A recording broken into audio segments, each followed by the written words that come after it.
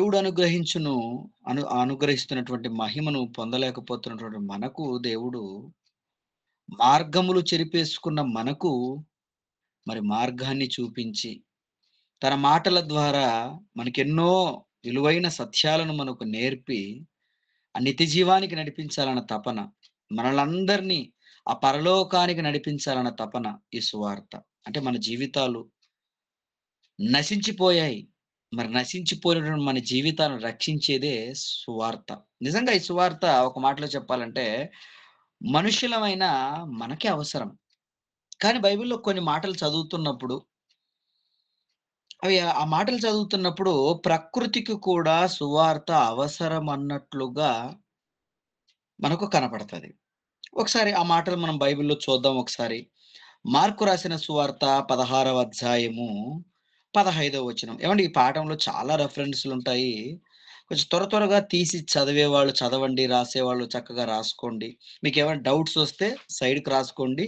పాఠం అయిపోగానే మీరు నన్నడగొద్దు. ఓకేనా? ఓకే ప్రియులారా. మార్కు రాసిన సువార్త 16వ అధ్యాయము 15వ వచనంలో మనం ఒకసారి చదువుకుందాం ప్రియులారా. మరియు మీరు సర్వలోకమునకు వెళ్లి సర్వ సృష్టికి సువార్తను ప్రకటించుడి. నమ్మి ఏవండీ బాప్తిసము పొందినవాడు ఇక్కడ చాలండి ఒక మాట. మీరు సర్వలోకమునకు వెళ్ళి సర్వ సృష్టికి సువార్తను ప్రకటించుడి. మీరు సర్వలోకమునకు వెళ్ళి సర్వజనులకు మీరు సువార్త ప్రకటించుడి అంటున్నారా? సర్వలోకమునకు వెళ్ళి సర్వ సృష్టికి ప్రకటించమంటున్నాడు. ఏవండీ సర్వ సృష్టికి ప్రకటించమంటున్నాడు. ఇంతకీ సువార్త మనుషులమైన మనకే కదా అవసరం. మరి సర్వ సృష్టికి ఎందుకు ప్రకటించమంటున్నాడు? అలాగే మరొక మాటను మనం చూద్దాం. కొలస్సీలకు రాసిన పత్రిక మొదటి అధ్యాయము కొలస్సీయులకు రాసిన పత్రిక మొదటి అధ్యాయము ఒకసారి ఎక్కడ చూస్తారు? 23వ వచనాన్ని ఒకసారి చదువుకుందాం ప్రియులారా. పునాది మీద కట్టబడిన వారై హ్మ్. స్థిరముగా ఉండి, మీరు విన్నట్టు ఆకాశం క్రింద ఉన్న సమస్త సృష్టికి ప్రకటింపబడినట్టు ఈ సువార్త వలన కలుగు నిరీక్షణ నుండి తొలగిపోక విశ్వాసమందు నిలిచి ఉండిన ఎడల ఇది మీకు కలుగును. చూడండి ఇక్కడ ఏమని మాట్లాడుతున్నాడంటే, ఏవండీ మీరు విన్నారు సువార్తను.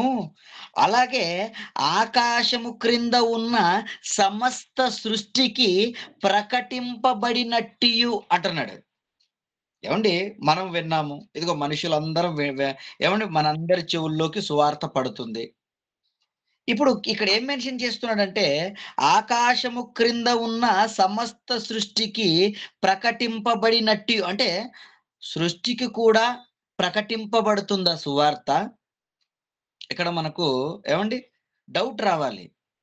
ఏవండీ మనకైతే సువార్త అవసరము గానీ, సృష్టికెందుకు ప్రకటింపబడుతుంది సువార్త? ఏవండీ? మనుషులమైన మనము అదే మీకు ముందుగా చెప్పాను.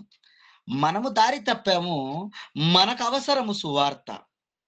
మరి ఆకాశము క్రింద ఉన్నటువంటి సర్వ సృష్టికి సువార్త ఎందుకు ప్రకటింపబడుతుంది? ఏవండీ? అదేమైనా దేవుని మాటను మీరి అదేమైనా తప్పు చేసిందా? ఏవండీ? నిజంగా ఈ సృష్టిని గురించి మనం ఆలోచించినప్పుడు అంటే ఈ ప్రకృతి, ఈ పంచభూతాల ప్రకృతిలో ఏవండీ వీటన్నిటిని దేవుడు ఎంతో చక్కగా చేసి, ఇవి చక్కగా ఉన్నాయి అని దేవుడే వాటిని గురించిన సర్టిఫికేట్ ఇవ్వడం మనం చూస్తుంటాం. ఆదికాండము మొదటి అధ్యాయము 31వ వచనములో. ఆదికాండము మొదటి అధ్యాయము 31వ వచనములో ఏవండీ దేవుడు తాను చేసిన తాను చేసినది యావత్తు ఏవండీ చూచినప్పుడు అది చాలా మంచిదిగా ఉంది అని చెప్తున్నాడు చూడండి. అంటే ఈ సర్వ సృష్టి కూడా దేవుడు కలుగజేసినది ప్రతీది కూడా ఎలా ఉందయ్యా అంటే, చాలా మంచిదిగా ఉంది అన్నాడు. ఏవండీ? చాలా మంచిది. అవును. చాలా అద్భుతంగుందయ్యా! చాలా బావుందయ్యా! నేను చేసినదంతా చాలా బావుంది అన్నాడు. ఏవండీ?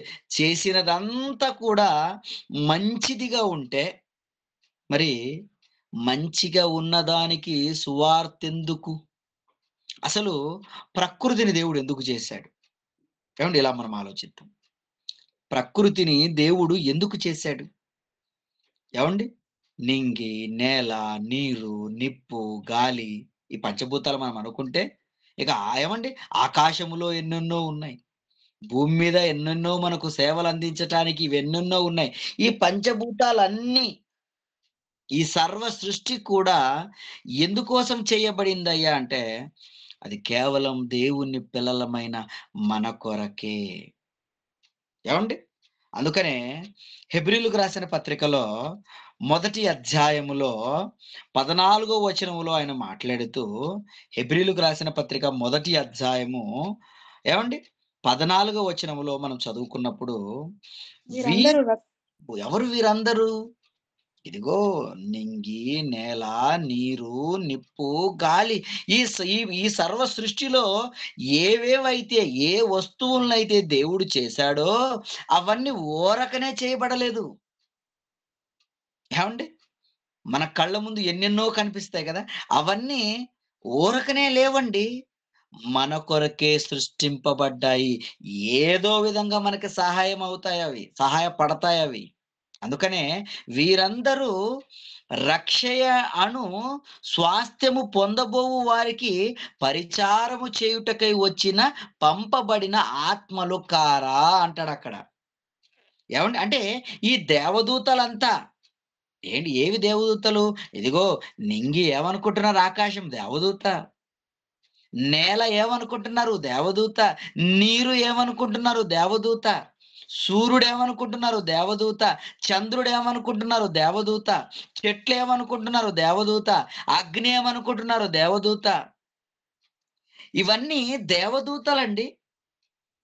తన దూతలను వాయువులుగాను అంటాడు. అందుకని హెబ్రీయులకు రాసిన పత్రికలో మీరు అక్కడే చూడండి ప్రారంభ వచనంలో, ప్రారంభ అధ్యాయము ఏవండి? మీరెక్కడ చూస్తారు 7వ వచనములో మనకు కనపడతది. మరియు ఆయన భూలోకమునకు ఆది సంపూతిని మరలా రప్పించినప్పుడని 6వ వచనంలో చెప్తే కిందకంటాడు. తన దూతలను వాయువులుగాను, తన సేవకులను అగ్ని జ్వాలలుగాను చేసుకొనువాడు. చేసేసాడాయన. ఎలా? ఇదిగో అగ్ని జ్వాలలుగా, ఇదిగో అగ్నిని విరజిమ్మే గ్రహాలు ఎన్నో ఉన్నాయి కదా! ఏవండీ పగ పగ మండుతున్న సూర్యుడు మనకు కనపడతాడు. ఆ సూర్యుడు ఎవరో కాదు. మనందరి కొరకు చేయబడినటువంటి ఒక దేవదూత. ఏవండి? నిజంగా ఈ దేవదూతలు వీళ్ళందరూ ఎందుకోసమయ్యా నువ్వు చేశావంటే నాయనా రక్షయ రక్షణ ఏమండి అదే చెప్తున్నాడు కదా 14 వచనంలో రక్షణయను స్వాస్థ్యము పొందబోవు వారికి పరిచారము చేయుటకై పంపబడిన సేవకులైన ఆత్మలు కారా. ఏమండి అంటే ఎందుకోసం చేశాడట? మన రక్షణార్థమై ఈ దేవదూతలను చేసినట్టుగా మనము చూడగలం ప్రియులారా. మరి ఈ దేవదూతల ఎన్నున్నాయని వాటి లెక్క గనుక చూస్తే ప్రకటన గ్రంథం ఒకసారి రండి. అవి ఎన్నున్నాయ్యా?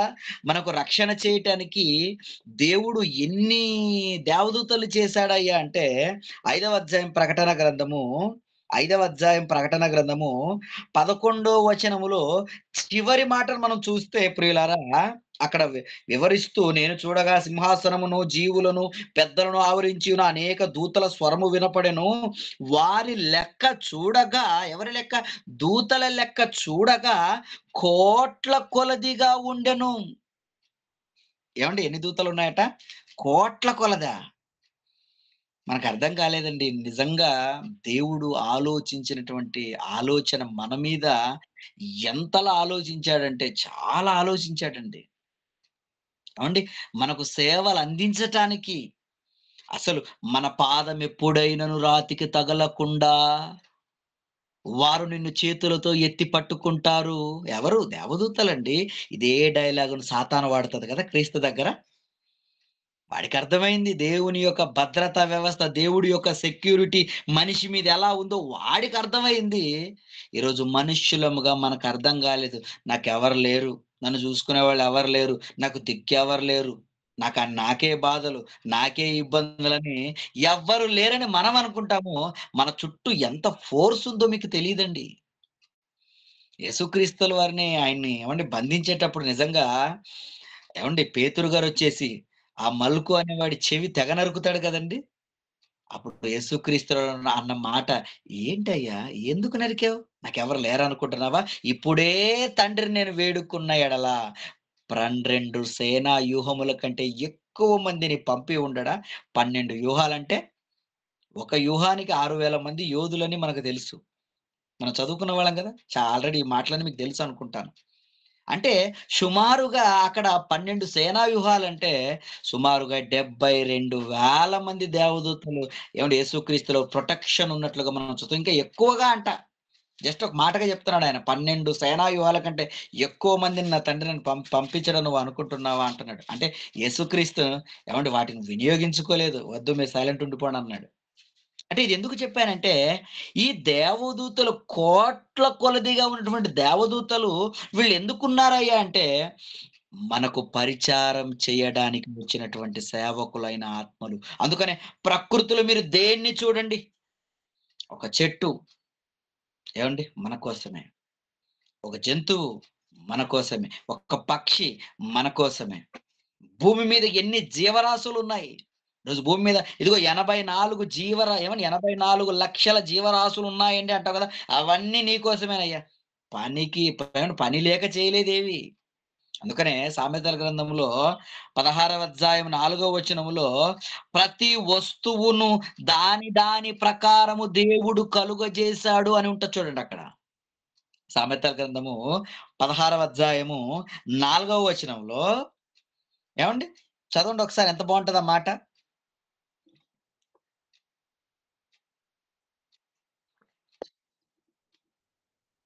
సామెతల గ్రంథము 16వ అధ్యాయము 4వ మాట. యెహోవా హ్మ్. ప్రతి వస్తువును దాని పని నిమిత్తము కలుగజేసెను. చూడండి ప్రతి వస్తువు అవునండి. మన కంటికి ఏది కనపడుతదో అవంతా ప్రియులారా మనం అనుకోవచ్చు, దీన్నెందుకు చేశాడండి దేవుడు? ఇది వేస్ట్ కదండీ! ఇది ఎందుకండి ఉండాలి? అని మనము జ్ఞానము లేక ఆలోచిస్తున్నామేమో, జ్ఞానము లేక మనం మాట్లాడవచ్చు గానీ, వాటన్నిటికి దేవుడు పని పెట్టాడు. అది ఏంటయ్యంటే, మనకు సేవ చేయాలి ప్రతీదీ. ఏవండీ? ఓకే. అంటే ఇదంతా ఎందుకు చూపిచ్చానంటే, భూమి మీద ఉన్న ప్రతి ఒక్కటి మన కొరకే దేవుడు చేశాడు. మన కొరకే అవి బలైపోతున్నాయి. మన కొరకే అవన్నీ. ఏవండీ? మన కొరకు చేయబడినవన్నీయు పని చెయ్యక ఊరకనే ఉన్నాయా మీరు చెప్పండి? లేవు కదండీ! ఒక సూర్యుడు ఏనాడైనా ఏవండీ నేను అలసిపోయానండి. నేను లీవ్ తీసుకుంటానన్నాడా? ఇదిగో భూమి నేను తిరిగి ఏవండీ నాకు ఆయాసం వచ్చిపోయింది. లేదంటే ఎన్ని సంవత్సరాలుగా నేను తిరుగుతున్నాను. కొద్ది కాలం ఆగిపోతాను ఏమైనా అనిందా? సూర్యుడు ఆగిపోలేదు. భూమి ఆగిపోలేదు. ప్రకృతి స్తంభించిపోలేదు. ఏవండీ? చెట్లు ఏవండీ ఏవండీ పంట పండకుండా ఆగిపోలేదు. విత్తనాలు మేము పండమని అవి ఆగిపోలేదు. అన్నీ కూడా ఏవండీ దేవుడు చెప్పినట్లుగా మనకు ఆహారంగా ఏవండీ మనకు సేవలందించేవిగా ఉన్నాయంటే, ప్రకృతి చెడిపోయిందంటారా మీరు చెప్పండి? ప్రకృతి చెడిపోలేదు. ప్రకృతిలో ఉన్న మనిషే చెడిపోయాడు. చెడిపోయిన మనిషికే కాని సువార్త ప్రకృతికెందుకు అవసరమంటారు మీరు చెప్పండి? మరి ఉంది కదండీ! రాయబడింది కదా! మీరు సర్వలోకానికెళ్ళి సర్వ సృష్టికి సువార్తను ప్రకటించండి అని అంటే? చెప్తానది గూడా. ప్రకృతికి కూడా అవసరం సువార్త. ఎందుకో జెప్తానిప్పుడు. ఏవండీ మనలా చెడిపోలేదు. మరి దానికెందుకు అవసరమో తెలుసా? ఈ పాట విన్న తర్వాత గుండెలు జల్లుమంటాయి అందరివి కూడా. ఎందుకంటే, ఎందుకు అవసరమో చూడండి ప్రకృతికి ఎందుకు అవసరం అంటే, ఒకసారి ఏవండీ ద్వితీయోపదేశ కాండము 4వ అధ్యాయము 26వ వచనాన్ని చదువుకుందాం ప్రియులారా. ద్వితీయోపదేశ కాండము 4వ అధ్యాయము ఏవండీ 26వ వచనము. మీరు హ్మ్. యోర్దాను దాటి స్వాధీనపరచుకొనబో దేశంలో ఉండకుండా త్వరలోనే బొత్తిగా నశించిపోదురని భూమి ఆకాశములను మీ మీద సాక్షులుగా ఉంచుచున్నాను. ఏవండీ ఇక్కడ మనం ఆలోచిస్తే, ఇదిగో మీరు స్వాధీనపరచుకొనబోవు దేశంలో ఉండకుండా త్వరలోనే బొత్తిగా నశించిపోవుదురని భూమి ఆకాశములను మీ మీద సాక్షులుగా ఉంచుచున్నాడు. ఏవండీ భూమి ఆకాశాలను సాక్షులుగా ఉంచుతాడా? దేనికి సాక్షులు? ఏవండీ ఎవరి కోసం సాక్షులు? ఎందుకు సాక్షులు? ఇంకొక మాట. అదే ద్వితీయోపదేశ కాండము 30 అధ్యాయము 19వ వచనము. అదే ద్వితీయోపదేశ కాండము 30 అధ్యాయము 19వ వచనము. నేడు జీవమును, మరణమును, ఆశీర్వాదమును, శాపమును నేను నీ ఇంట ఎదుటను ఉంచి భూమ్యాకాశములను మీ మీద సాక్షులుగా పిలుచుచున్నాను. చాలండి. ప్రియులారా, ఇక్కడ ఇంకో మాట కూడా అంటున్నారు. ఇదిగో భూమి ఆకాశములను మీ మీద సాక్షులుగా నేను పిలుచుచున్నాను. ఎందుకయ్యా భూమి ఆకాశాలను నువ్వు సాక్షులుగా పిలుస్తున్నావు? ఎందుకు పిలవాలి? అవి సాక్ష్య? ఏంది ఇంతకి ఏం సాక్షి? మన జీవితం ఇలా ఉండాలని దేవుడు చెప్పినా మన బ్రతుకు మారనప్పుడు అవి అంటాయి, నాన్న నువ్వు చెప్పావు, ఇతగాడే చేయలేదు. నువ్వు రుజువులు చూపించావు, నీ గురించిన విషయాలన్నీ చెప్పావు, ఇతగాడే తప్పు చేసి ఇదిగో నరకాగ్నికి వెళ్ళిపోవలసిన వాడై ఉన్నాడు. అందుకు ప్రత్యక్ష సాక్షులం మేమే. ఇదిగో నువ్వు చేయనేను అయ్యా, నీ మాటలు తెలియదయ్యా, నీ గురించి మాకు తెలియదయ్యా, నిజంగా నీ కోసమే పుట్టామా, మాకు తెలియదయ్యా అని అంటావా? మేం చెబుతామయ్యా అని వాళ్ళు రెడీగా ఉంటారు. అప్పుడు దేవుడు సాక్ష్యాధారాలను పరిశీలించిన పిదప ముద్దాయికి నరక శిక్ష విధించడమైనది అంటాడు దేవుడు. ఎలా తప్పించుకుంటారు మనుషులరుగా? అందుకని దేవుడు ఏమంటున్నాడు తెలుసా? అక్కడ నిజంగా ద్వితీయోపదేశ కాండం అంటే రెండవసారి ఉపదేశిస్తున్నాడు వాళ్ళకి. ఆల్రెడీ ఒకసారి ఉపదేశించాడు, ఎవ్వరు పట్టించుకోలేదు. రెండవసారి కూడా వాళ్ళకి మళ్ళీ ఈ మాటలన్నీ రిపీట్ గా చెప్తా ఉన్నారు వాళ్ళకి.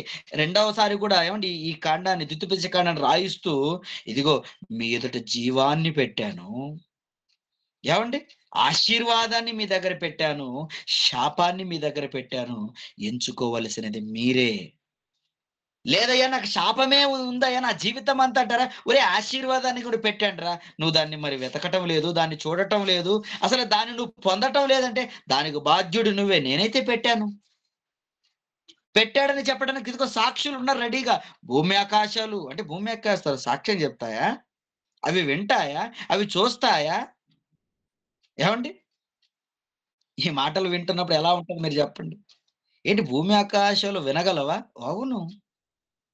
అసలు నిజంగా బైబిల్ నిజంగా మన చేతుల్లో ఉండడం గొప్ప అదృష్టం అండి. ఎందుకంటే ఇది సకల శాస్త్రాలను అధిగమించినదండి. అసలు ఏ శాస్త్రం గురించైనా ఒక బైబిలే చెప్పగలదండి. ఎవరో జగదీష్ చంద్రబోస్ అనే ఆయన మొక్కలకు ప్రాణం ఉందంటే ఆయనకి జేజేలు కొట్టి నోబెల్ బహుమతి ఇచ్చారండి. ఓహో! అవును కదా! మొక్కలకు ప్రాణం ఉంది అని. మొక్కలకే కాదురా, బైబిల్ ఏం చెప్తుందో తెలుసా? ప్రకృతిలో ఉన్న ప్రతి పదార్థానికి జీవం ఉంది. ప్రతీది వినగలదు, ప్రతీది దాచుకోగలదు. ఏవండి? ఏంటండి ఈ నరుడికి తెలుసు, మీరు చెప్పండి. లోకాలను కలుగజేసిన దేవుడు వ్రాయించిన గ్రంథం మన చేతుల్లో ఉంది. అందుకనే మీ పిల్లలకు ఈ దిక్కుమాలిన లోకపు చదువు నేర్పించినా, నేర్పించకపోయినా పర్వాలేదు కానీ దైవ జ్ఞానం బైబిల్ నేర్పించండి మీ పిల్లలకు. ఎందుకంటే బైబిల్‌లో నగ్న సత్యాలు. ఈ లోకంలో ఉన్నవాళ్ళు చెప్పుకున్నవి కొన్ని రోజులైన తర్వాత అబద్ధమైపోవచ్చు. ఎన్ని అబద్ధాలు కాలేదు మీరు చెప్పండి. కోతి నుండొచ్చాడని చదువుకున్నాం మేము చిన్నప్పుడు. ఏవండీ మేము చదువుకున్న రోజుల్లో కోతి నుండి మనిషి వచ్చాడని చార్లెస్ డార్విన్ సిద్ధాంతాన్ని నమ్మి వాటిని రాసి మేము పాస్ అయ్యామండి. మరి ఇప్పుడు ఆ సిద్ధాంతాన్ని తొలగించేశారు. ఏదో ఒక్కరోజు ఈ శాస్త్ర ప్రపంచం ఏవండీ కొన్నిటిని ఏవండీ వాళ్ళు చెప్పిన దాంట్లో ఎన్ని నిజాలు, ఎన్ని అబద్ధాలో. ఏనాడు ఏది అబద్ధం అవుతుందో తెలీదు. ఇదిగో బైబిల్‌లో ఉన్నవన్నీ నిజాలే. అది కన్ఫర్మ్. బైబిల్ దేన్నైతే ఒకవేళ శాస్త్రవేత్తలు చెప్పినది బైబిల్ ఆమోదిస్తుందా? రైటే. శాస్త్రవేత్తలు చెప్పింది బైబిల్‌లో లేదా? అది తప్పవుతుంది. ఏనాడో ఒకనాడు తప్పయిపోతదండి ఖచ్చితంగా. ఏనాడో ఒకరోజు తెలుసుకొని ఇది తప్పు అని లెంపలేసుకుంటారు వాళ్ళు. అంత గొప్ప జ్ఞానం అండి బైబిల్‌లో ఉన్నది. నిజంగా ఈ భూమి ఆకాశాలు సాక్షులుగా ఉంటాయా? ఉంటాయి. కొన్ని మాటలు చూద్దాం చూడండి. అదే అక్కడే పక్కనే 31వ అధ్యాయము ద్వితీయోపదేశ కాండములోనే 31వ అధ్యాయం 28వ వచనం కూడా చదువుకుందాం ప్రియులారా. 28. చనిపోయిన 28 తరువాత హ్మ్. మరీ నిశ్చయముగా తిరుగుబాటు చేయుదురు గదా! మీ గోత్రముల పెద్దలందరినీ మీ నాయకులను నా యొద్దకు పోగు చేయుడి. హ్మ్. ఆకాశమును భూమిని వారి మీద సాక్షులుగా పెట్టి నేను ఈ మాటలను వారి వినికిడిలో చెప్పెదను. చూడండి మళ్ళీ ఇక్కడ ఏమంటున్నాడు చూడండి. భూమి ఆకాశములను సాక్షులుగా పెట్టునని. మీరు చనిపోయిన తర్వాత నాకేం తెలియదయ్యా, నువ్వేం నాకు చెప్పలేదయ్యా, అసలు శాశ్వతమైన బ్రతుకు చనిపోయిన తర్వాత ఉందో లేదో మాకంత డౌట్ అయ్యా అంటున్నావా? జీవాన్ని నీ దగ్గరే పెట్టాను, శాపాన్ని మరణాన్ని నీ దగ్గరే పెట్టాను. పెట్టలేదంటావా? సాక్ష్యాలున్నాయని దేవుడు మాట్లాడుతున్నాడు చూడండి. 32వ అధ్యాయము ఏవండి? 32వ అధ్యాయంలో కూడా ఏమని మాట్లాడుతున్నాడు చూడండి. ప్రారంభ వచనంలో, ఆకాశ మండలమా చెవియొగ్గుము, నేను మాటలాడెదను, భూమండలమా నా నోటి మాట వినుము. అంటే ఆకాశం వింటదా? భూమి వింటదా? ఏవండి? అవునండి. ఏవండి మనకు బాగా పరిచయం ఉన్నమాట. ఆకాశం ఆలకించుము, భూమి చెవియొగ్గుము, నేను పిల్లలను పెంచి గొప్పవారినిగా చేసితిని, వారు నా మీద తిరగబడి ఉన్నారని దేవుడు ఎవరితో మాట్లాడుతున్నాడండి? ప్రకృతిలో ప్రకృతితో దేవుడు మాట్లాడతారు కదా! యెషయా గ్రంథం మొదటి అధ్యాయం 2వ వచనం చాలా సార్లు చదువుకునే ఉంటారు ఆ మాటలు. అంటే వీటన్నిటికి వినపడతాయా? అవునండి. ఈ పంచభూతాలు ఏవండి, ఈ ప్రకృతి అంతా కూడా వింటుంది, చూస్తుంది. ఏవండి, ప్రతీది కూడా దేవుడు సాక్ష్యముగా పెట్టాడట. ఏవండి, కీర్తనల గ్రంథము 50వ కీర్తన, కీర్తనల గ్రంథము 50వ కీర్తన 5వ మాట. ఏవండి, 50వ కీర్తన 5వ మాటను మనం చూస్తే బలి అర్పణ చేత హ్మ్. ఆయన తన ప్రజలకు న్యాయం తీర్చుటకై బలి హ్మ్. అర్పణ చేత నాతో నిబంధన చేసుకొనిన నా భక్తులను నా యొద్దకు సమకూర్చుడని మీది ఆకాశమును భూమిని పిలుచుచున్నాడు. నా భక్తులను సమకూర్చండి. భక్తులెవరో సమకూర్చండి అని ఎవరితో చెప్తున్నాడు? ఏవండి? మీది ఆకాశమునకునట భూమిని పిలుస్తున్నాడట. నా భక్తుల్ని సమకూర్చండి. అంటే భక్తులెవరో, భక్తిహీనులెవరో ప్రకృతికి తెలుసా? తెలుసు. అందుకని వాడికే చెప్తున్నాడు చూడండి. ఏవండి? భక్తులెవరో, భక్తిహీనులెవరో ప్రకృతికి తెలుసు. ఎలా తెలిసిందంటారు వాటికి? ఏవండి? నిన్ను చూస్తుందది. నిన్ను పసిగడుతుందది. ఏవండి? నీ చుట్టూ 24 గంటలు వైఫై లేదంటే నెట్‌వర్కా? ఏదంటావు నువ్వు? ఏదైనా అను. నీ చుట్టూ ఉందది. ఏవండి? ఇంకా కొన్ని మాటలు. ఏవండి? కీర్తనల గ్రంథం 19వ కీర్తన. ప్రకృతి ఎలా పనిచేస్తుంది చూడండి ప్రారంభ వచనంలో. ఆకాశములు దేవుని మహిమను భూములు వివరించుచున్నవి, దేవుని మహిమను వివరించుచున్నవి. అంతరిక్షము అంతరిక్షం ఆయన ఆయన చేతి చేతి పని పనిని ప్రచురపరచుచున్నది. అంటే ఆకాశము, ఏవండి, అంతరిక్షము ఇవన్నీ దేవుని పనేనా? అన్ని దేవుడు చెప్పినట్లు తూచా తప్పకుండగా అవి దేవుని ఆజ్ఞను మీరకుండా అలా దేవుని కోసం పనిచేస్తున్నాయి ప్రియులారా. దేవుని కోసం పని అంటే దేవుడు చెప్పిన మాట ప్రకారంగా అవి నడుస్తున్నాయి గనుకని నీ జీవితం భూమి మీద అంత చక్కగా ఉంది. ఏవండి? గంటకు ఎన్ని కిలోమీటర్ల వేగంతో తిరుగుతుంది భూమి? 1,11,600 కిలోమీటర్లు నువ్వు చెప్పుకుంటావు కదా! నీ లెక్కల ప్రకారం సుమారుగా. ఏవండీ అంత తిరగాలా? తిరగాలి. దేవుడు చెప్పిన గీతను ఏవండీ దాటట్లేదండి. అది దాటిందో నువ్వుండవు, నేనుండను. అవి దాటకుండా ఉన్నాయంటే, ప్రభు నువ్వేం చెప్తావో చెప్పవయ్యా! నీ పిల్లల కోసం మేము చేస్తామయ్యా. మనం ఎన్ని చేస్తున్నా చూస్తూ ఉన్నాయండి అవి. ఏవండీ? ఎందుకంటే మన మీద తిరగబడ్డానికి లేదు. మన సేవకులవి.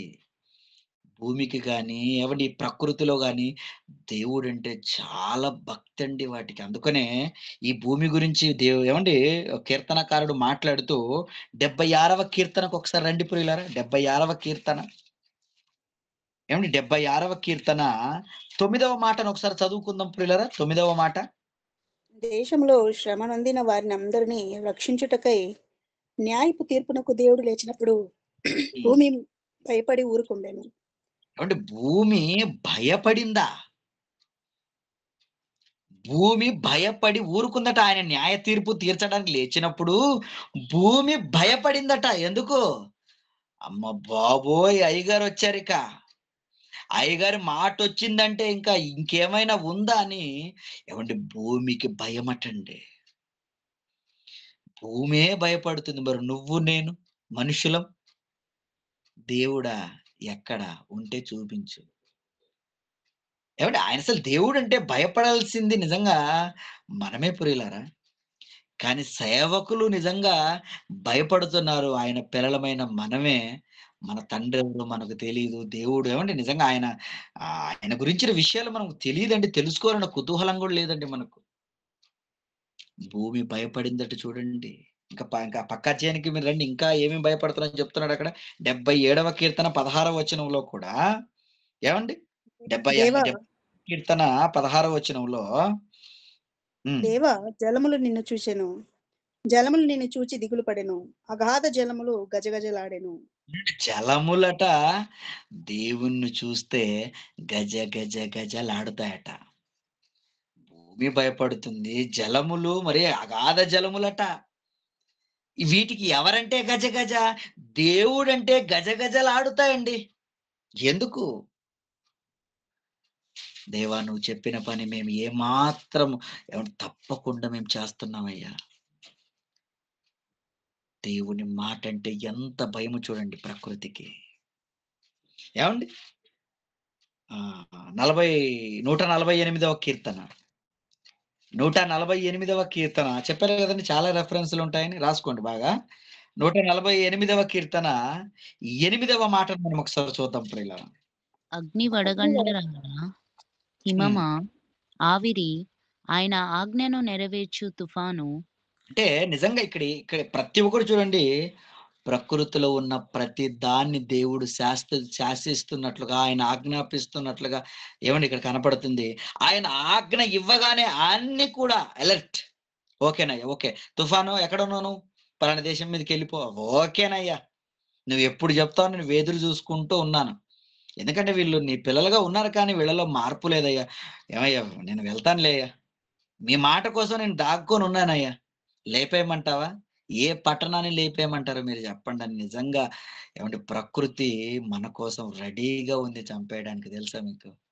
ఎందుకంటే మనలో మార్పు లేదండి. ఏవండీ? నిజంగా మనలో మార్పు లేదు.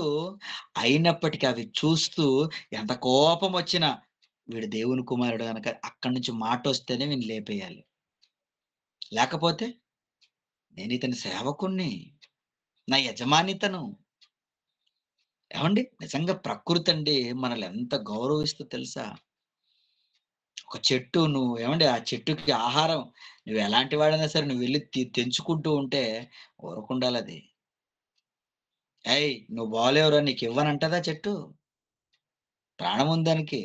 వింటదది. నీ గురించి అన్ని విషయాలు తెలుసు దానికి. అయినా నోరు మూసుకొనుండాలది. ఎందుకు? మనకు సేవ చేయడానికి దేవుడు పెట్టాడు. ఏవండీ? నిజంగా ప్రకృతి ఎలా లోబడుతుంది మీరు చెప్పండి? ఇలా లోబడుతున్న ప్రకృతి లేపేస్తుంది కూడా. అందుకనే ఆయన ఆజ్ఞను నెరవేర్చు తుఫాను. ఇదిగో తుఫాను ఏం చేస్తదట? నాయన ఎక్కడికెళ్ళమంటే అక్కడికెళ్తాను నాయన. ఏ దేశం మీదకెళ్ళమంటావో ఆ దేశం మీదకి నేనెళ్ళిపోతాను. ఆయన ఒక మాట అంటే చాలండి. ఏవండీ? 104వ కీర్తన 6, 7 వచనాలు. 104వ కీర్తన 6, 7 వచనాలు ప్రియులారా. దాని దాని మీద మీద దాని అగాధ మీద అగాధ జలములను నీవు వస్త్రము వలె కప్పితివి. హ్మ్. కొండలకు పైగా నీళ్లు నిలిచెను. నీవు గద్దింపగానే అవి పారిపోయెను. ఏంటివండి ఆ పారిపోయేది? ఏంటివట? నదులలో నీళ్ళండి. కొండలలో ఉన్న నీళ్ళండి. ఏవండీ? నీళ్లు గద్దింపగానే పారిపోతాయా? నీళ్లు వింటాయా? నిజం ప్రియులారా ఈ మాటలన్నీ చదివినప్పుడు ప్రకృతంతా దేవుని మాట ప్రకారంగా ఎలా పనిచేస్తుందో మీకు అర్థం కావాలి. ఏవండీ? నీళ్ళు ఏవండీ దేవుడు గద్దింపగానే అవి పారిపోతున్నాయట. మరి ఎన్ని సార్లు నేను తన మాటతో ఏవండీ దేవుడు మనల్ని గద్దించాడో మీరు చెప్పండి మన బ్రతుకులు కనుక ఏవండీ? నిజంగా దేవుని మాటను మనం నిజంగా కట్టినట్లయితే ప్రకృతి మన కోసం ఎలా బలైపోతుందో, ఎలా పనిచేస్తుందో ఏవండీ? ఇంకా అంటాడు యెషయా గ్రంథం 34వ అధ్యాయం ప్రారంభ వచనం. క్షమించండి కాలొచ్చింది. చిన్నగా కట్ అయిందిలెండి. ఏవండీ? యెషయా గ్రంథం 34వ అధ్యాయము మొదటి వచనములో మనం చూస్తే ప్రియులారా, రాష్ట్రములారా నా యొద్దకు వచ్చి వినుడి, జనులారా చెవియొగ్గి ఆలకించుడి. భూమియు దాని సంపూర్ణతయు లోకమును దానిలో పుట్టినదంతయు వినుగాక. ఏమండి ఇక్కడ చూడండి ఎంత అద్భుతమైన మాట మాట్లాడతాడండి. రాష్ట్రములారా వినుడినా, ఏమండి భూజనులారా వినుడినా. నిజంగా భూజనులు అంటే మనకు గనక చెవులు ఉంటాయి, ఏమండి మనం వినికిడి శక్తి మనకు ఉంటది, మనం వింటాము. రాష్ట్రములు వింటాయా? ఏమంటే లోకంలో ఉన్నది వింటదా? ఏమంటే జనములారా నా యొద్దకు వచ్చిన అంటున్నావు, వినుడి అంటున్నాడు. భూమి దాని సంపూర్ణతయు లోకమును దానిలో పుట్టిన దంతయు వినుగాక అంటున్నాడు చూడండి. అంటే భూమి మీద ఉన్న అంత వింటుందా? సంపూర్ణత అంటే లోకములో పుట్టినదంతా, లోకములో ఉన్నదంతా వింటదా? వింటది. ప్రకృతి అంటే భూమి మీద ఉన్న లేదా ఆకాశములో ఉన్నదా? ఏదయ్యా? నీ గురించిన విషయాలు అంతటికి తెలుసు. ఇదిగో పాతాళంలో ఉన్న వాళ్ళకి తెలుసు వాళ్ళకి నీ గురించి. ఇదిగో భూమి మీద తెలుసు నీ గురించి. పరలోకంలో ఉన్న వాళ్ళకి తెలుసు నీ గురించి. ఏమండి నిజంగా ఈ పరలోకములో ఉన్న వాళ్ళ గురించి గాని, పాతాళంలో ఉన్న వాళ్ళ గురించి గాని ఎంత అద్భుతమైన విషయాలండి ఇవన్నీ. ఇక మన కళ్ళ ముందు జరుగుతున్నటువంటి ఈ ప్రకృతి గురించి మనం ఆలోచిస్తే ఉన్నదంతా వింటదట చూడండి. ఎందుకు వినాలి ఇదంతా? ఎందుకు వినాలి? దేవుడు పడుతున్న ప్రతి కష్టాన్ని చూస్తుందది. మన కోసం దేవుడు చేస్తున్న ప్రతీది చూస్తూ బాధను అనిపిస్తుంది తెలుసా ఒక సైడ్ భూమి. అందుకనే ఇర్మియా గ్రంథంలో మాట్లాడతాడు కదా, భూమి ఎన్నాళ్ళు దుఃఖింపవలెనని. ఇర్మియా గ్రంథము 12వ అధ్యాయం 4వ మాటలో, ఇర్మియా గ్రంథము 12వ అధ్యాయము 4వ వచనంలో మనం చదువుకుంటే ప్రియులారా, 4వ వచనంలో భూమి ఎన్నాళ్ళు దుఃఖింపవలెను, భూమి దేశమంతటిలోని గడ్డి ఎన్నాళ్ళు ఎండిపోవలెను. చూడండి ఇక్కడ మాట్లాడుతారు ఎంత చక్కటి మాటలండి ఇవి. భూమి దుఃఖిస్తుందని ఏనాడైనా మనిషి ఆలోచించాడా? ఎందుకయ్యే ఏడుపు అంటే, ఇదిగో దేవుని పిల్లలమైన మనవలెనని ఏడుపు. ఎందుకు? మన చెడుతనం తట్టుకోలేకే అది ఏడుస్తుంది. ఏమండి నిజమండి. మనం చేస్తున్నటువంటి వికృతమైన చేష్టలకు అది బాధపడుతుంది ప్రియులారా. ఎన్నాళ్ళయ్యా దుఃఖించాలి అంటున్నాడు. 51వ ఇర్మియా గ్రంథం అక్కడే చూడండి, 51వ అధ్యాయము 29వ వచనములో నొప్పి కూడా ఉందని అక్కడ తెలియజేస్తాడు చూడండి దానికి. భూమి కంపించుచున్నది, నొప్పి చేత అది గిజగిజలాడుచున్నది.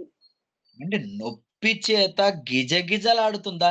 దానికి బాధ ఉందంటున్నాడు. అది ఎన్నాళ్ళు దుఃఖింపవాలని అంటాడు. ఇక్కడ ఏమండి అది కంపించుచుందట, అది గిజగిజలాడుతుందట, దానికి నొప్పి ఉందట. ఏంటి ప్రకృతికి నొప్పా? ప్రకృతికి బాధ? ప్రకృతికి దుఃఖమా? ఏంటండి? మీకా గ్రంథం 1వ అధ్యాయం 2వ వచనం. మీకా గ్రంథము ఏమండి 1వ అధ్యాయం 2వ వచనం. సకల జనులరా ఆలకించుడి, భూమి నీవును నీలోనున్న సమస్తమును చెవియొగ్గి వినుడి. ప్రభువు యెహోవా. మనుషులకి ఒకటే చెప్తే సరిపోతుంది కదండి. సకల జనములారా మీరు వినాలని చెప్తూ, భూమి నీలో ఉన్న సమస్తం కూడా వినాలి. ఎందుకు? అదేం చేసింది అయ్యా వినడానికి? సువార్త మాకు కదా అవసరం. అదెందుకు? రే నీతో పాటు దానికి కూడా చెప్పాలి. ఎందుకో తెలుసా? నీ ప్రాణం తీయడానికి రా. ఏమండి నీకు తెలపబడిన మాటలన్నీ అవి కూడా వినగలుగుతున్నాయంటే, నీ కొరకు నేను ఏమేం చేశానో, నువ్వు చచ్చిపోయిన తర్వాత నాకేం తెలియదయ్యా అంటావా? నాకేం నువ్వు చెప్పలేదయ్యా అంటావా? అసలు నువ్వు తప్పించుకోవటానికి ఎక్కడా నీకు ఛాన్స్ లేదు. ఏమండి తప్పించుకుంటాను అనుకుంటారా? అసలు నువ్వు తప్పించుకోవటానికి అసలు ఛాన్సే లేదండి. ఒకసారి ఇంకా మీకా గ్రంథం 6వ అధ్యాయం ప్రారంభ వచనం కూడా చదవండి ఒకసారి. యెహోవా సెలవిచ్చు మాట ఆలకించుడి, ఉమ్. నీవు వచ్చి పర్వతములను సాక్ష్యం పెట్టి వ్యాజ్యమాడుము, కొండలకు నీ స్వరము వినబడనిమ్ము. పర్వతములకు తర్వాత కొండలకు ఆయన స్వరము వినపడుతుంది. అవి కూడా సాక్ష్యాలుగా ఉంటాయా? అంటే రాళ్ళు కూడా సాక్ష్యమా? కొండలంటే రాళ్ళు కదండి. రాయి నిర్జీవి అనుకుంటారా? అందుకనే మీకు చెప్పాను, భూమి మీద ఉన్న ప్రతి దానికి ఏమండి శక్తి ఉంది. అది వినే శక్తా, చూసే శక్తా, అన్ని శక్తులు ఉన్నాయి వాటికి. మాట్లాడలేవంతే, కదలలేవంతే. ఏమండి? కానీ నోరుందా వాటికి? చెప్తాయా సాక్ష్యం? చెప్తాయి. అందుకనే హబక్కూకు గ్రంథము 2వ అధ్యాయము 11వ వచనములో ఒక మాట చూద్దాం ప్రియులారా. హబక్కూకు గ్రంథము 2వ అధ్యాయము 11వ వచనం ప్రియులారా. గోడలోని గోడలలోని రాళ్ళు రాళ్ళు మొర్ర పెట్టుచున్నవి, హ్మ్. దూలములు వాటికి ప్రత్యుత్తరం ఇచ్చుచున్నవి. ఏమండి? గోడలలోని రాళ్ళు మొరపెడతాయా? అంటే రాళ్ళకి మొరపెట్టే శక్తి ఉందా? గోడలలోని రాళ్ళు మొరపెట్టుచున్నాయట. దూలములు వాటికి సమాధానం చెప్తున్నాడు. ఇప్పుడే వద్దు ఊరుకునే ఉండని. ఏమని? గోడల రాళ్ళు వినేసేద్దాం అనుకుంటున్నాయేమో పాపం. నిజంగానండి. ఇవన్నీ చదువుకున్న తర్వాత మీకేమని అర్థమైంది మీరు చెప్పండి? ఏమండి?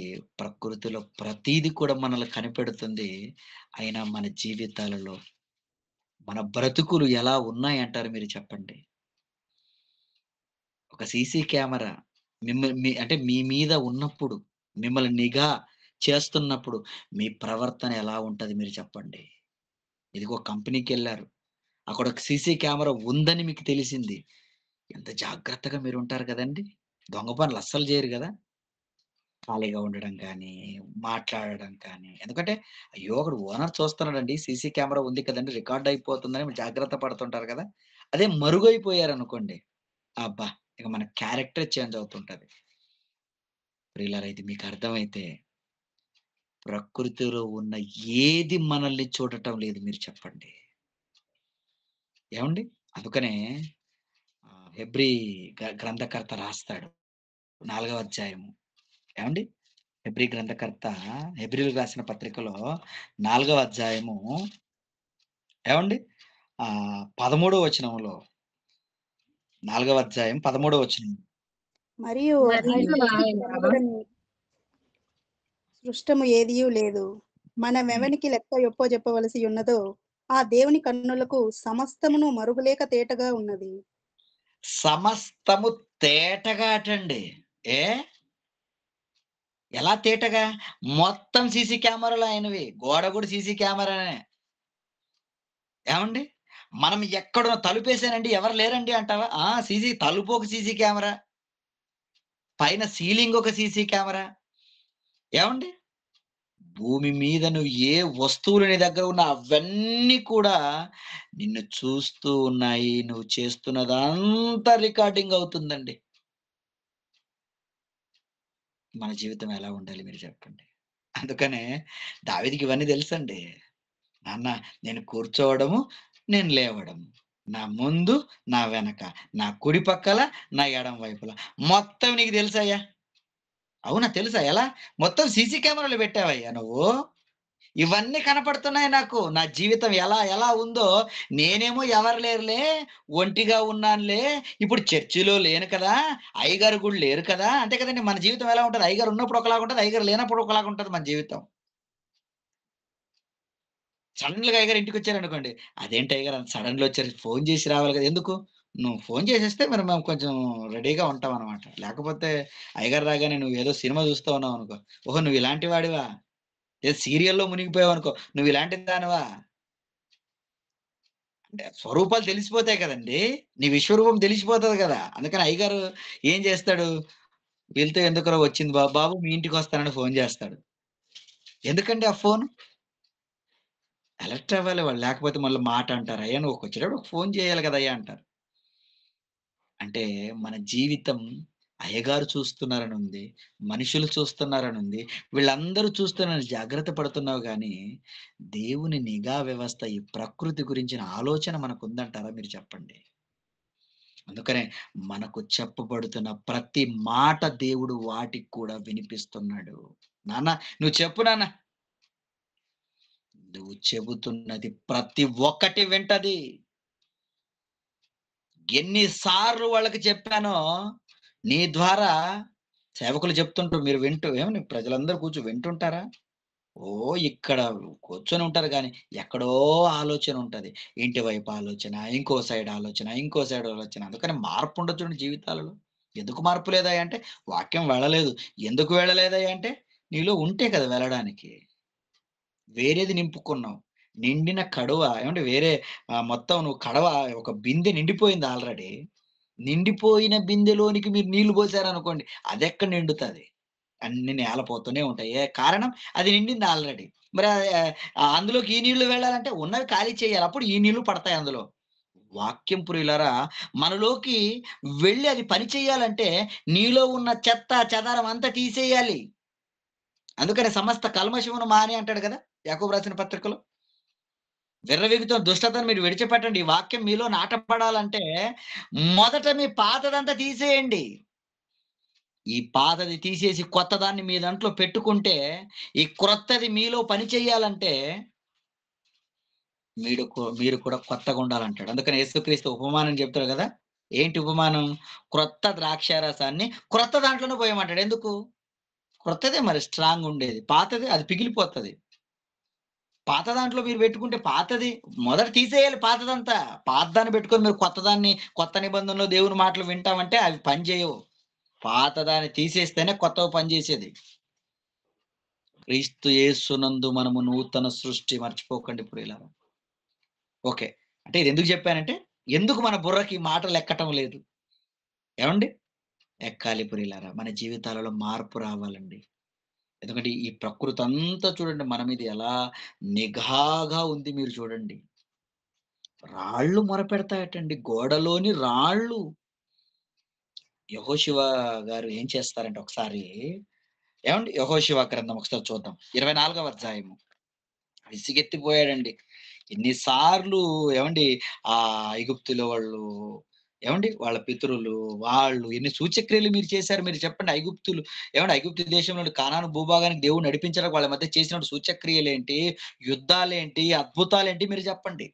అయినప్పటికీ వాళ్ళ జీవితాలు ఎలా ఉన్నాయి? అందుకని కోపంతో ఆయన ఏమంటున్నాడో తెలుసా? యెహోషువ గ్రంథం 24వ అధ్యాయం 27వ వచనం ప్రియులారా. యెహోషువ గ్రంథము 24వ అధ్యాయము 27వ వచనము.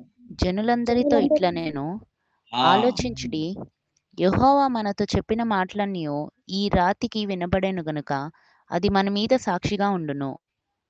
చూడండి ఏమంటున్నాడండి? ఇదిగో మేము మీకు చెప్పేస్తున్నాము. మీరు వింటారా? బాగుపడతారు. మీరేవైనా చేయండి. ఏవండి? ఆయన మాటల్లో ఎందుకండి ఈ మాట? ఇదిగో నేను ఈ రాయిని సాక్షిగా పెడతానంటున్నాడు ఎందుకు? తర్వాత మీరు చెప్పలేదనేరు. ఈ మనుషులు ఎలాంటి వాళ్ళండి? అయ్యో! మీరు మాతో చెప్పలేదండి అని అంటారేమో మీరు. నేను మీతో చెప్పాను మీరు మారలేదు. నేను మీతో చెప్పాననటానికి ఈ రాయి సాక్ష్యం. మీరేం చేస్తారో చేసుకోండి. మీరు ఎవరిని సేవిస్తారో మీరు సేవించుకోండి. మీ దృష్టికి ఏది మంచిదో అదే చేయండి. నేను నా ఇంటి వారి మాత్రం యెహోవాను సేవిస్తాం అంటాడాయన. ఎందుకు? ఎన్ని సార్లయ్యా మీకు చెప్పాలి? ఎన్ని సార్లు మీకు ఇంకా దేవుని వాక్యం మీకు చెవుల్లోకి వేయాలి? మాటలో మార్పు లేదు, చూపులో మార్పు లేదు, ప్రవర్తనలో మార్పు లేదు. అసలు ఈ జీవితాలను దేవుడు తన కోసం ఇచ్చాడన్న జ్ఞానం లేదు. యేసుక్రీస్తుల వారి అడుగు జాడల యందు నడవవు. ఏం చెప్పాలి చెప్పు నీకు? ఇంక ఎన్ని చెప్పాలి? ఏమనంటే నాకు కష్టాలంటావు, నాకు ఇబ్బందులంటావు, నా సమస్యలంటావు.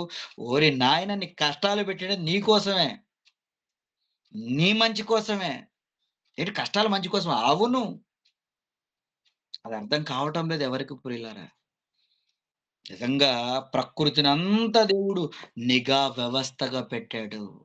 మనకు వినపడుతున్న ప్రతి మాట దానికి కూడా వినపడతది. ఎందుకు? మన మీద సాక్ష్యం చెప్పటానికి. మన మీద సాక్ష్యం చెప్పటానికండి. రాయా? ఆకాశమా? భూమా?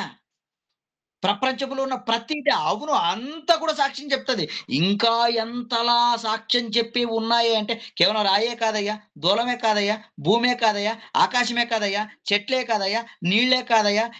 ఇంకా ఏం సాక్ష్యం చెప్తాది తెలుసా? క్రొత్త నిబంధన వచ్చిన తర్వాత క్రీస్తు ఇంకా ఆశ్చర్యపడే మాటలు చెప్పాడండి. చూద్దాం ఒకసారి.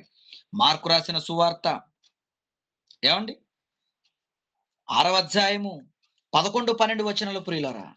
మార్కు రాసిన సువార్త ఏమండి? 6వ అధ్యాయము 11, 12 వచనాలు. ఏ స్థలమందైనను హ్మ్. జనులు మిమ్మును చేర్చుకొనక మీ మాటలు వినకుంటే మీరు అక్కడి నుండి బయలుదేరినప్పుడు వారి మీద సాక్ష్యముగా ఉండుటకు మీ పాదముల క్రింది ధూళి దులిపివేయుడి. ఏమండి? పాదముల క్రింద ధూళి దులిపేయాలా? ఎందుకు నాయన దులిపేయాలి? మీ మాట వినలేదని ఆ ధూళి సాక్ష్యం చెప్తదిరా నా దగ్గర. నువ్వేం బాధపడొద్దు. వీళ్ళెవరు నేను చెప్పినా వినటం లేదు. అంటే సేవకులకి ఏం బాధ ఉంటది? ఎన్ని సార్లు చెప్పాలండి వీళ్ళకి? ఇదిగో నేను క్లాస్ చెప్పడానికి రెడీగా ఉన్నాను. కనీసం ఒక 50 మంది కూడా లేరండి. ఒక 20 మంది కూడా లేరండి. మరి ఎప్పుడొస్తారు అంతమంది? పెళ్ళిళ్ళండి, ఫంక్షన్‌లండి. అక్కడ ఎందుకు అప్పుడు భోజనాలుంటాయి గదండీ! లేదంటే ఎక్కడైనా డబ్బులు పంచుతారని చెప్పండి. క్యూలు కట్టేస్తారండి. ఇలాంటి వాటికంటే కడుపు నువ్వు పొట్ట కోసం దేవుడిని నమ్ముకునేవాడుగా ఉన్నావు గానీ, నీ జన్మ పరమార్థం నీకర్థం కాలేదు. నాన్న నువ్వేం బాధపడొద్దు నా సేవకుడుగా నువ్వు. నా కొడుకు నాయన నువ్వు. నా మాటలు అందిస్తున్నటువంటి నువ్వు నా కొడుకువి. నువ్వేం బాధపడొద్దు. వాళ్ళు నిన్ను చేర్చుకోలేదా? నీ మాటలు పక్కన పెట్టేసారా? నీ పాద ధూళి దులుపు. మత్తయి రాసిన సువార్త 10వ అధ్యాయము. ఏవండి ఇదే సందర్భం అక్కడ కూడా రాయబడుతుంది చూడండి. మత్తయి సువార్త 10వ అధ్యాయం 14వ వచనం. ఎవడైనాను మిమ్మల్ని చేర్చుకొనక మీ హ్మ్. మాటలు వినకుండిన ఎడల మీరు ఆ ఇంటినైనను ఆ పట్టణమునైనను విడిచిపోవునప్పుడు మీ పాదధూళి దులిపివేయుడి. హ్మ్. నిజంగా చెప్తున్నారు చూడండి. ఎవ్వరైనా మిమ్మల్ని చేర్చుకోకుంటే మీ పాద ధూళి దులిపివేయండి. ఎందుకే దులిపివేయాలి? వాళ్ళు మీ మాట వినలేదని అది సాక్ష్యం చెప్తది. అలా చెప్పినప్పుడు ఏమవుతుందో తెలుసా? సొదొమ, గొమొర్రా పట్టణాలు ఎలా భస్మమైపోయాయి తెలుసా? అదిచ్చిన సాక్ష్యం మేరకు ఈ ఈ పట్టణాలను, ఈ ప్రజలను కూడా నేను నాశనము చేస్తాను. సొదొమ, గుమర్రా పట్టణమైనా బెటరేమో. ఈ ధూళి సాక్ష్యం ఇంకా కఠినంగా ఉంటదటండి. అదే కిందకి మీరు 30 ఏమండి అక్కడ 10వ అధ్యాయం 15వ వచనంలో విమర్శ దినమందు ఆ పట్టణపు గతి కంటే సొదొమ, గొమొర్రా ప్రదేశముల గతి ఓర్వదగినదై ఉండునని బెటర్ అంటున్నాడు. దాందే బెటరా? అగ్నితో కాల్చబడ్డారు. ఆకాశం నుండి అగ్ని గంధకాలు పడి, ఆ మంటలకి కాలిపోయారు కదండీ! అదే బెటరా? అంతకంటే భయంకరమైన పరిస్థితి వస్తదట. దేన్ని బట్టి? ధూళిచ్చిన సాక్ష్యాన్ని బట్టి. ఏవండీ? ఎవరైనా మిమ్మల్ని చేర్చుకోలేదా? మీ మాటలు వినలేదా? కంగారు పడకండి. ధూళి దులిపిపోండి అన్నారు. ఏవండీ ఇవి మాటలంటే విశ్వాసం ఉందా? నమ్మకం ఉందా? ఇవి నిజమని నమ్ముతున్నారా? నమ్మాలండి. నమ్మలేదు కాబట్టినే మన బ్రతుకులు ఇలా ఉన్నాయి. కానీ ఆనాడు భక్తులు నమ్మారు ప్రియులారా. అందుకనే మనము పౌలు గారిని చూసినప్పుడు ప్రియులారా ఏవండి? పౌలు గారిని కానివ్వండి, తిమోతి గారిని కానివ్వండి, నిజంగా సీలను కానివ్వండి, వీళ్ళందరూ ఏం చేసేవాళ్ళో తెలుసా? ఒకసారి అపోస్తుల కార్యాలు ఏవండి? 18వ అధ్యాయము 5, 6 వచనాలు. అపోస్తుల కార్యాలు 18వ అధ్యాయము 5, 6 సీలయు వచనాలండి. తిమోతియు హ్మ్. మాసిదోనియ నుండి వచ్చినప్పుడు పౌలు హ్మ్. వాక్యము బోధించుటయందు ఆతురత గలవాడై యేసే హ్మ్. క్రీస్తుని యూదులకు దృఢముగా సాక్ష్యమిచ్చుచుండెను. హ్మ్. వారు ఎదురాడి దూషించినప్పుడు అతడు హ్మ్. తన వస్త్రములు దులుపుకొని, మీ హ్మ్. నాశనమునకు మీరే ఉత్తరవాదులు, నేను నిర్దోషిని. ఇక అది. మీదట ఏవండి చూడండి. మీ నాశనానికి మీరే ఉత్తరవాదులురా. మేము చెప్పేసాం. యేసే క్రీస్తని దృఢముగా మేము సాక్ష్యం చెప్పుతున్నప్పటికిని మీరు నమ్మటం లేదా? ఇదిగో నేను చెప్పానని చెప్పటానికి ఇదిగో దులిపేస్తున్నాడట. తన వస్త్రములు దులుపుకున్నాడట చూడండి. అంటే అది నమ్మాడా దాన్ని? ధూళి సాక్ష్యం చెప్తాను నమ్మాడా? నిన్ను నమ్మలేదు. నువ్వు గోడలు సాక్ష్యం చెప్తావని తెలీదు గనక గోడ దగ్గర నీ ఇష్టం వచ్చినట్టు నీ ఆట ఉంటది. ఏవండి? ఎవరు లేనప్పుడు ఎవరున్నారులే అని నన్ను ఎవరు చూస్తున్నారు, నీ ఇష్టం వచ్చినట్టు నువ్వు మాట్లాడి, నీ ఇష్టం వచ్చింది నువ్వు చూస్తూ, నీ ఇష్టం వచ్చినట్టు నువ్వు ఉంటావు కదా, నీకు తెలియదు అది. అపోస్తలులు ఎలా విశ్వసించారు మీరు చెప్పండి. ధూళి కూడా సాక్ష్యం చెప్తుందని తెలిసిందండి అతనికి. అందుకని ధూళి దులిపేస్తున్నాడు. ఇదిగో నేను చెప్పాను, ధూళి నువ్వే సాక్ష్యం చెప్పేయని. నిజంగా ప్రియులారా, అంటే మీ నాశనానికి మీరే ఉత్తరవాదులు, మీరే చూసుకోటిక. అంటే సువార్త ప్రజలక, ప్రకృతిక మీరు చెప్పండి. ఇద్దరికి. ఎందుకు ఇద్దరికి? మనిషికి మార్పు నొందటానికి, ప్రకృతికైతే నీ మీద సాక్ష్యం చెప్పటానికి. అందుకనే నాయన సర్వలోకమునకు వెళ్ళి సర్వ సృష్టికి సువార్తను ప్రకటించు. మీకు ప్రకటింపబడుతున్న సువార్త మీకు ప్రకటింపబడిందన్న నిజాలను అవి చెప్పాలి సాక్ష్యంగా. భూమి మీద ఉన్న సమస్త మీరు చెప్పేది వింటది, అన్ని కూడా సాక్ష్యం. అందుకనే దేవుని సువార్తను ఏమంటే మనం నమ్మేసి మనం మారిపోయి తన ఎదుట పరిశుద్ధులము నిర్దోషులమై ఉండవలెనని ప్రియులారా దేవుడు కలలుగని ఆయన ఎదురుతో చూస్తున్నప్పుడు ఈ ప్రకృతి అంతా మన ప్రత్యక్షత కొరకు ఎదురు చూస్తుందట. అందుకనే రోమిలకు రాసిన పత్రికలు అంటాడు కదా, రోమిలకు రాసిన పత్రిక 8వ అధ్యాయం 19వ వచనం. రోమిలకు రాసిన పత్రిక 8వ అధ్యాయము 19వ వచనంలో ప్రియులారా, దేవుని దేవుని కుమారుల ప్రత్యక్షత కొరకు సృష్టి మిగులు ఆశతో తేరి చూచుచు కనిపెట్టుచున్నది. పెడుతుందట. దేవుని ఆశని ఎవరు నెరవేరుస్తున్నారు? దేవుని ఇష్టానుసారంగా ఎవరు బ్రతుకుతున్నారు? వాళ్ళ దగ్గరకు వాక్యం వచ్చింది, వాళ్ళకొచ్చే భాషలో వచ్చింది, వాళ్ళ చేతుల్లో ఉంది. ఎంత గొప్ప గ్రంథాన్ని కూడా వాళ్ళ చేతిలో పెట్టుకొని వాళ్ళ చెవుల్లోకి దేవుని మాటలు వాళ్ళలోకి వెళుతుందా? వాళ్ళలోకి మార్పు లేదు. ఎందుకు లేదు?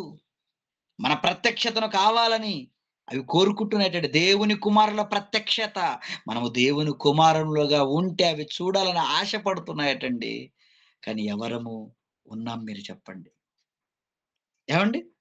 ఎవరు ఉన్నాం మీరు చెప్పండి? మరొక మాట చూడండి. కొరింథీయులకు రాసిన మొదటి పత్రిక 4వ అధ్యాయము. ఏమండి మనం ఎలా కనపడుతున్నామో చూడండి ఆ దేవదూతలకు, అంటే సృష్టికి.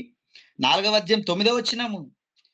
మొదటి కొరింథీయులకు రాసిన 4వ అధ్యాయం 9వ వచనం. మరణదండన విధింపబడిన వారమైనట్టు దేవుడు అపోస్తలులమైన మమ్మను అందరికంటే కడపట ఉంచి ఉన్నాడని నాకు తోచుతున్నది. మేము లోకమునకు దేవదూతలకు మనుషులకు వేడుకగా నున్నాము. దేవదూతలకు కూడా చెప్పేస్తున్నాడు చూడండి, మేము వేడుకగా ఉన్నాము. అంటే మా కోసమే ఎప్పుడు కూడా మమ్మల్ని చూస్తూ వేడుక, అదే దానికి సంబరం. మనల్ని చూడడమే, ఎప్పుడు మనల్ని కనిపెడుతూ ఉండడం, ఎప్పుడు మనల్ని చూడడం అటండి. ఎఫెసీయులకు రాసిన పత్రిక 3వ అధ్యాయము. మరొక మాట చూడండి, ఎఫెసీయులకు రాసిన పత్రిక 3వ అధ్యాయము 8, 9, 10 వచనాలు ప్రియులారా. మీరు విశ్వాసము ద్వారా కృప చేతనే 3:4 అన్న ఎఫెసీయులకు రాసిన పత్రిక 3వ అధ్యాయము 8 నుండి. దేవుడు మన ప్రభు అయిన క్రీస్తు యేసునందు చేసిన నిత్య సంకల్పము చొప్పున పరలోకములో ప్రధానులకును అధికారులకును సంఘము ద్వారా తన యొక్క నానా విధమైన జ్ఞానమును ఇప్పుడు తెలియబడవలనని ఉద్దేశించి శోధింప శక్యము కాని క్రీస్తు ఐశ్వర్యము అన్యజనులలో ప్రకటించుటకును సమస్తము సృష్టించిన దేవుని యందు పూర్వము నుండి మరుగైయున్న ఆ మర్మమును గూర్చిన ఏర్పాటు ఎట్టిదో అందరికీ తేటపరచుటకును పరిశుద్ధులందరిలో అత్యల్పుడునైన నాకు ఈ కృప అనుగ్రహించెను. చూడండి ఏమని మాట్లాడుతున్నా చూడండి. నిజంగా ఏమండి మన ద్వారా ఈ వాక్యం వెళ్ళిపోవాలి. ఇదిగో సంఘము ద్వారా ఈ మాటలన్నీ, ఈ మహాజ్ఞానం అన్ని వెళ్ళిపోవాలి. ఈ మహాకార్యాలను ప్రియులారా ఏమండి పరలోకములో ఉన్నవాళ్ళు ఏమండి వీటిని చూడాలని, అయ్యో నా మాటలు ప్రకటిస్తుంటే, ఈ జ్ఞానాన్ని ప్రకటిస్తుంటే, దేవుని మాటలను దేవుని కుమారులు గొప్పగా ఆయన కీర్తిని గణపరుస్తుంటే, సంఘము ద్వారా ఈ వాక్యం వెళ్ళిపోతుంటే ఈ ప్రకృతి అంతా చూసి హ్యాపీగా ఉండాలని అనుకుంటుందట. ఈ కీర్తిని మన కోసమే దేవుడు దాచిపెట్టాడట. మన కోసమే ఇది ఉంచాడట. కానీ మనం ఈ వాక్యాన్ని పట్టుకొని వెళ్ళి చెప్పగలమా? ఏమండి ఈ వాక్యం ఇలా చెప్తున్నాడు, ప్రకృతికి ఆనందం అటండి. మరి చెప్తున్నామా మీరు చెప్పండి? ఏవండి? అందుకని అంటాడక్కడ, ఏవండి ఎనిమిదవ వచనంలో మన ప్రభువు అయిన క్రీస్తు యేసునందు చేసిన నిత్య సంకల్పము చొప్పున పరలోకములో ప్రధానులకును, అధికారులకును సంఘము ద్వారా తన యొక్క నానా విధములైన జ్ఞానము ఇప్పుడు తెలియబడవలెనని ఉద్దేశించి, ఇప్పుడు తెలియబడవలని ఉద్దేశించి అంటున్నాడు చూడండి. మన ద్వారా వెళ్ళిపోవాలని ప్రియులారా ఈ సువార్తను దేవుడు ఎన్ని కలలు కన్నాడో మీరు చెప్పండి. ఈ కలలన్నీ మనం నెరవేరుస్తుంటే, ఈ వాక్యాన్ని మనం చెబుతుంటే, ఆ దేవదూతలు పరలోకం నుండి చూడాలని ఆశతో తొంగి తొంగి తొంగి తొంగి చూస్తున్నాయటండి. కానీ తొంగి చూసినప్పుడల్లా మన జీవితం బాలేదు. పేతురు రాసిన మొదటి పత్రిక మొదటి అధ్యాయము 12వ వచనంలో చూడండి ఒకసారి. పేతురు రాసినటువంటి మొదటి పత్రిక మొదటి అధ్యాయము 12వ వచనం. పరలోకం నుండి పరలోకం పంపబడిన నుండి పరిశుద్ధాత్మ వలన మీకు సువార్త ప్రకటించిన వారి ద్వారా మీకిప్పుడు తెలుపబడిన ఈ సంగతుల విషయమై తమ కొరకు కాదు గాని మీ కొరకే తాము పరిచర్య చేసిరను సంగతి వారికి బయలుపరచబడెను. దేవదూతలు ఈ కార్యములను తొంగి చూడగోరుచున్నారు. ఏమండి ఏ కార్యాలండి? నువ్వు సువార్త కోసం పరితపించిపోతుంటే, సువార్త విని నువ్వు మారిపోయి దేవుని కొరకు అద్భుతంగా బ్రతుకుతుంటే నిన్ను చూస్తుందటండి పరలోకము నుండి దూతలు. అంటే ఇవి ఎందుకు చదివించారంటే ప్రియులారా, వాక్య ప్రకారంగా వాక్యముతో మనం సరిచేసుకొని చక్కగా బ్రతకాలని దేవుడు ఎన్ని మాటలను ఎంత మంది ద్వారా పంపిస్తారని మీరు చెప్పండి. వీటిని విని మనం మార్పు పొంది ప్రియులారా బ్రతుకుతున్నప్పుడు పరలోకం నుండి దూతలకు సంబరం, భూమి మీద ఉన్న ఏమండి సమస్తము అది వేడుక చేసుకోండి. మనమే ఒక వేడుక దానికి. మనం అలా దేవుని కుమారులుగా దానికి కనపడుతున్నప్పుడు దానికి హ్యాపీ అటండి. ఏమండి? అది అంత హ్యాపీ తొంగి చూస్తున్నాయట అవి పరలోకంలో ఉన్న దూతలు కూడా. మరి నువ్వు దానికి హ్యాపీ ఇచ్చి నువ్వు హ్యాపీగా మరణం తర్వాత వెళ్ళిపోయేవాడుగా నువ్వు ఉన్నావా? లేదంటే అది చెప్పే సాక్ష్యం ఎంత భయంకరంగా ఉంటుందో తెలుసా? నిత్యాగ్ని దండన. తప్పించుకోవడానికి ఛాన్సే లేదండి. సాక్ష్యాధారాలు బలంగా ఉన్నాయనుకోండి, ఏం చేస్తుంది కోర్టు? సాక్ష్యాధారాలు బలంగా ఉన్నాయండి, నువ్వు ఎంత ఉన్నవాడివైనా లేదు, సాక్ష్యం ఉంది కదా. లోకంలో డబ్బున్నవేమో నువ్వు సాక్షులు మార్చేస్తావేమో. నువ్వు ఏ డబ్బును పెట్టి ఈ ధూళి అనే సాక్ష్యాన్ని మారుస్తావు, గోడ అనే సాక్ష్యాన్ని నువ్వు మారుస్తావా? లేదంటే ఆ చర్చి అనే 4 గోడలు నువ్వు మారుస్తావా? వీడు ఇదే చర్చిలో విన్నాడయ్యా, వేల మాటలు అంటాయా చర్చిలో ఉన్న గోడలు. నువ్వు ఏం చెప్తావు చెప్పు? ఈ గూగుల్ మీట్ కూడా చెప్తది. అయ్యా నన్నే వాడుకున్నారు వాళ్ళు నీ మాటలు చెప్పడానికి. ఏమనుకుంటారు? ఇది దేవదూతే. భూమి మీద ఉన్న ప్రతి పదార్థం దేవదూతే కదా ప్రియులారా. కనుక మన జీవితాలు ఎలా ఉన్నాయి? సువార్త ప్రకటింపబడుతుంది. ప్రకృతికి కూడా ప్రకటింపబడుతుంది. ప్రజలకు కూడా ప్రకటింపబడుతుంది. ఏమండి?